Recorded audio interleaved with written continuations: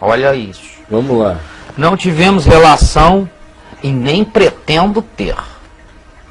Mas quase chegamos lá uma vez. Né? Ambos temos ministério na nossa igreja, mas isso é o que menos importa. O que importa para mim é minha comunhão com Deus e a dela com Deus. O que possivelmente pode acontecer, Caio? Pergunta. O que possivelmente pode acontecer em relação a quê? O que aconteceria se chegássemos a transar? Transariam. Me sinto culpado e muitas vezes sem fé por crer que Deus me perdoaria disso. Olha isso, cara. Deus, a igreja, Olha a pergunta agora. Desculpa te interromper, mas assim, e nossa situação na igreja? Na igreja vai ser um inferno se você contar para o pastor. Agora, eu não estou nem aí para a sua situação com a igreja. Eu só quero saber da sua situação com Deus. Uma coisa eu tenho a lhe dizer: Deus não tem nenhum trauma sexual. Quem tem é a igreja, meu amigo. Deus não tem trauma sexual. Agora, a igreja tem um danado. É uma pena que tem um livro aí chamado Eunucos por Amor ao Reino de Deus, que está esgotado. Mas é o melhor levantamento histórico que já se fez sobre a sexualidade da igreja, especialmente nos 1700 anos de cristianismo constantiniano. Procure num sebo, você deve encontrar aí no Amazon, e compre e leia, porque você vai ver a desgraça que o cristianismo produziu na mente humana em relação ao significado da sexualidade. Nada poderia ter sido mais diabólico, a ponto de você me fazer uma pergunta dessa.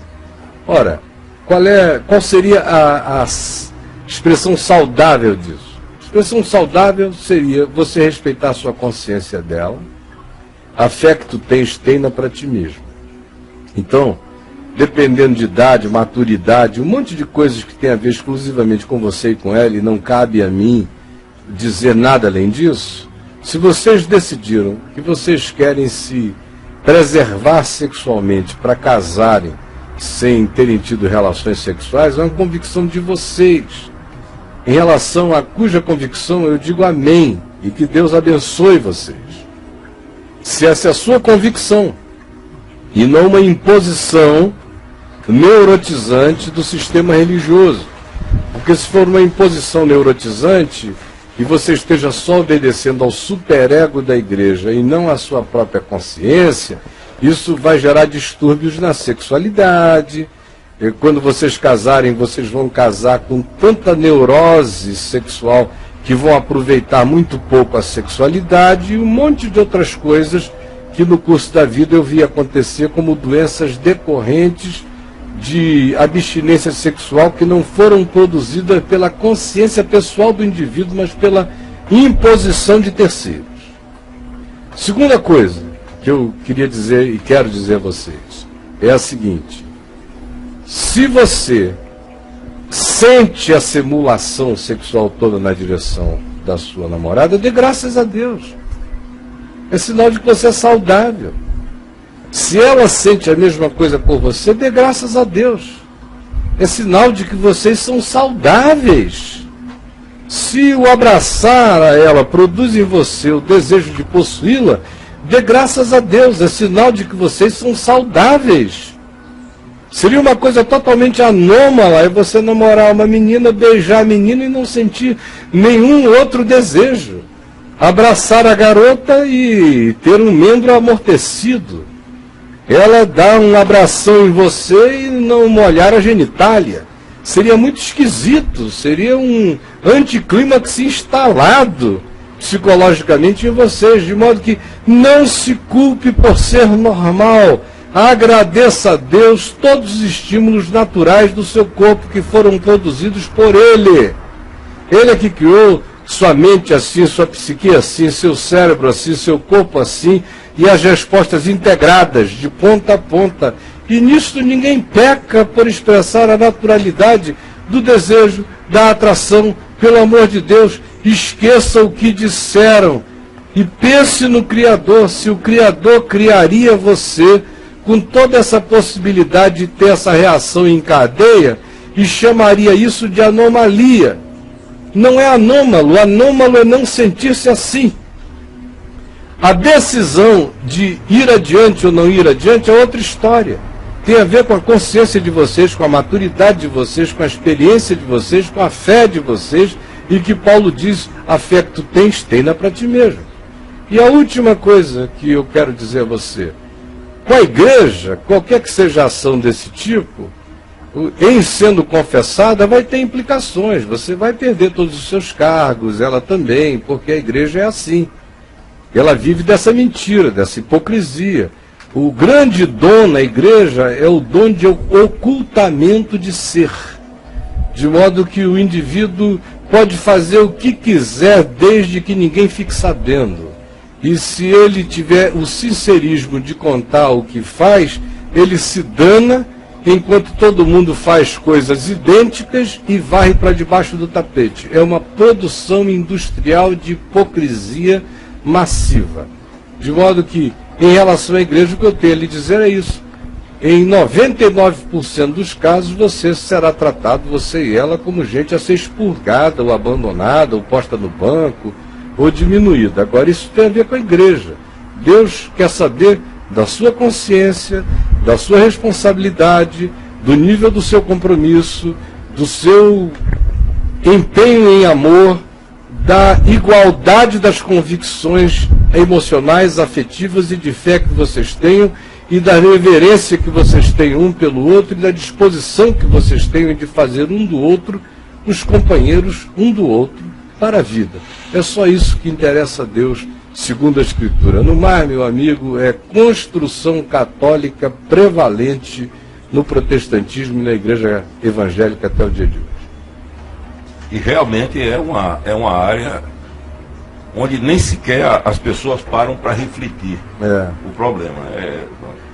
É uma anedota, mas a história de um velhinho que fez exames urológicos para saber se era, o médico estava em dúvida se ele tinha um câncer ou se era impotente. Sim. Ele chega no domingo e diz, irmãos, graças a Deus era câncer. Quase que destrói tudo lá, né? Graças a Deus eu estou com câncer. Mas não estou impotente. E aí foi disciplinado. Julgado. Parece brincadeira. Não, meu irmão, mas acontece, né? Acontece, você sabe muito bem que acontece a 3x2. Não com essas configurações, mas com outras. Acontece o tempo todo. E aí, brother? E aí que ele segue perguntando mais coisas. Ele faz consultas para você. Estamos aptos para continuarmos ministrando? Eu já respondi a pergunta dele. Mas eu tenho que terminar o cara. Como faremos até que chegue um futuro casamento? Eu já respondi. Também. Isso. E no meio da sua resposta, aí vem um cara, no meio da sua resposta ele lança aqui online assim. Caio, com isto... Estamos aptos para continuar ministrando? Só porque ele é um rapaz saudável, ela é uma menina saudável, que sentem atração sexual um pelo outro? Estão inaptos, por causa que são saudáveis. Pelo amor de Deus! O cara está tão acostumado a receber a chancela do pode ou não pode, que ele precisa dessa Vai, permissão. meu irmão, de pinto duro e tudo, Deus te abençoe, a unção de Deus esteja sobre você. Parece que quer que diga isso a ele. Para com isso, meu irmão, isso é doença grave. É a coisa a abdicação da consciência diante de Deus. Aí, Caio, no meio da sua resposta para esse cara, aí o cara lança aqui. Com isto, Caio, você está afirmando que o cristão pode ter relação sexual antes do casamento? Eu não estou afirmando nada. Gostaria de uma resposta objetiva. Não darei!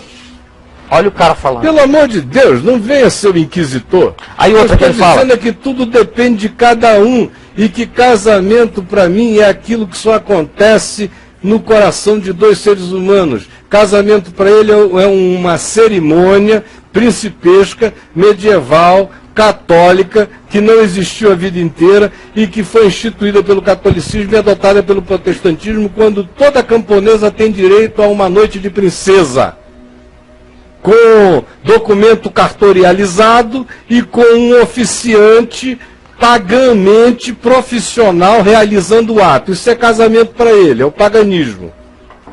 Por esse critério, Abraão era um impuro.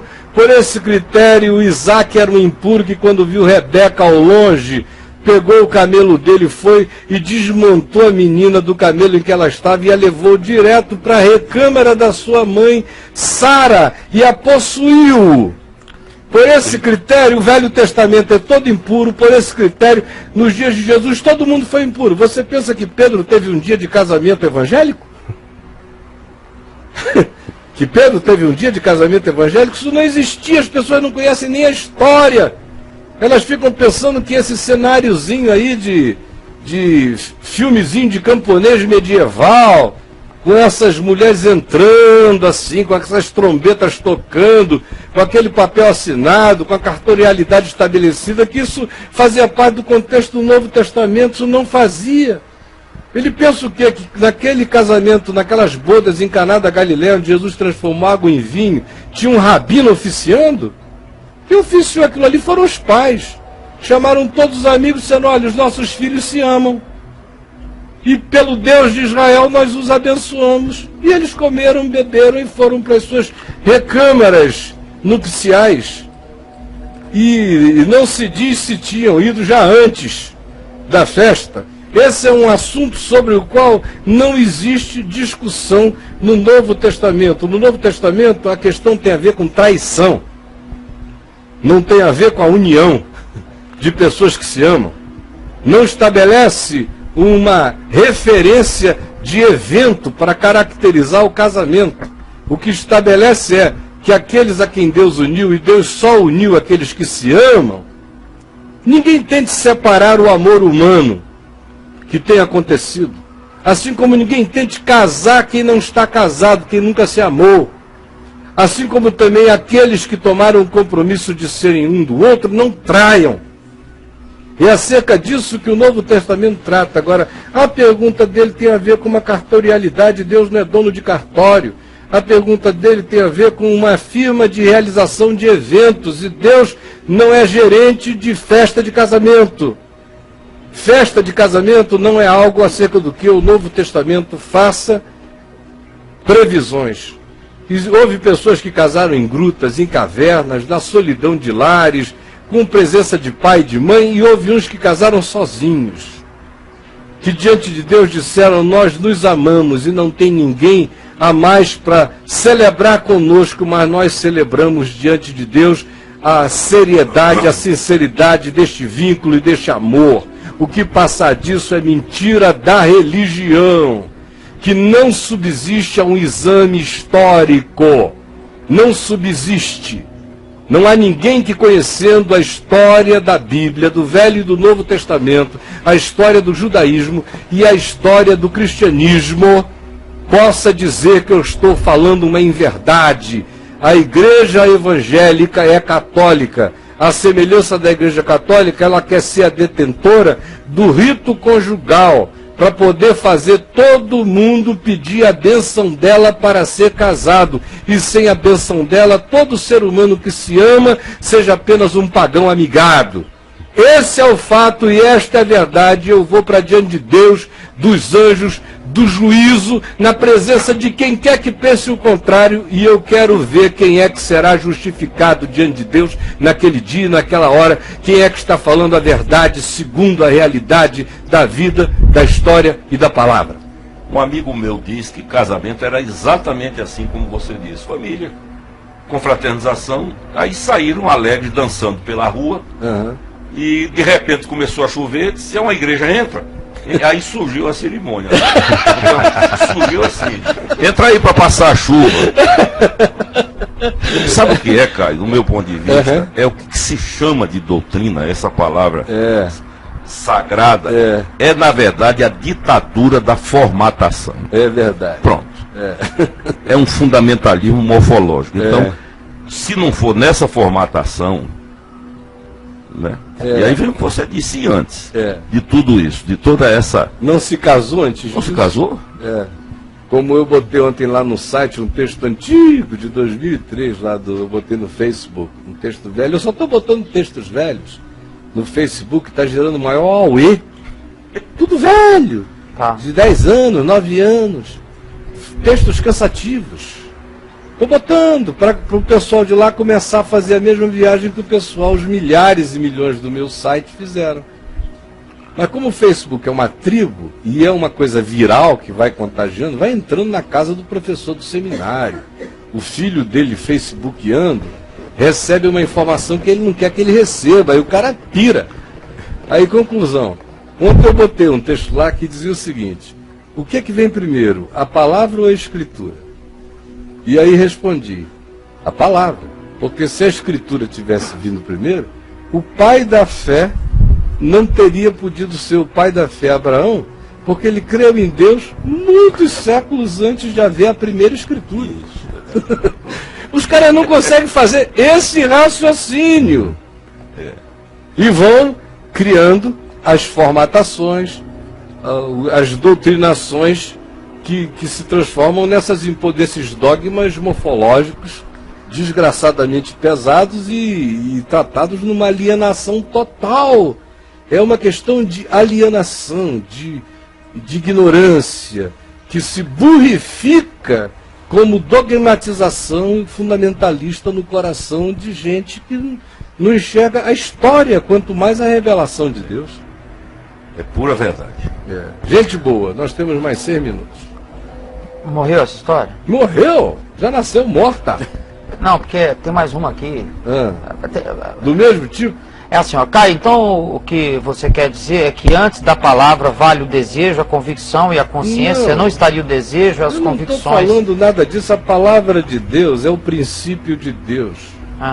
O princípio de Deus é um só. Qual é o princípio de Deus antes de haver escritura?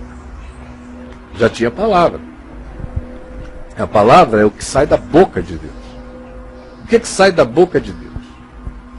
Por isso aí está dito antes de estar escrito. Foi dito no jardim do Éden.